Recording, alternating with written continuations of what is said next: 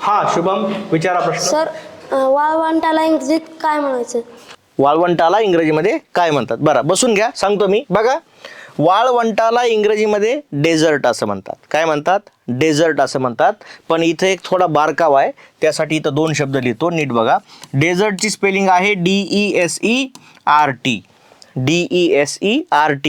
याला कसं म्हणणार? डेझर्ट. आणि याचा अर्थ काय होतो? वाळवंट. काय होतो? वाळवंट, वृक्ष प्रदेश. बरोबर.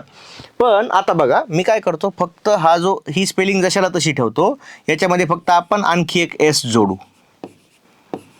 असं जर केलं का नाही, तर आता याचा उच्चार कसा करायचा आहे? डिझर्ट.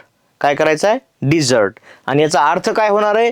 तर आपण जेवण झाल्यावर जे गोड पदार्थ खातो, गुलाबजामुन वगैरे, तर त्याच्यासाठी हा शब्द वापरावा लागतो. हे झालं डिझर्ट, म्हणजे जेवणानंतर खाल्ल्या जाणारे गोड पदार्थ, आणि हे आहे डेझर्ट. डेझर्ट म्हणजे वाळवंट. कळलं का आता?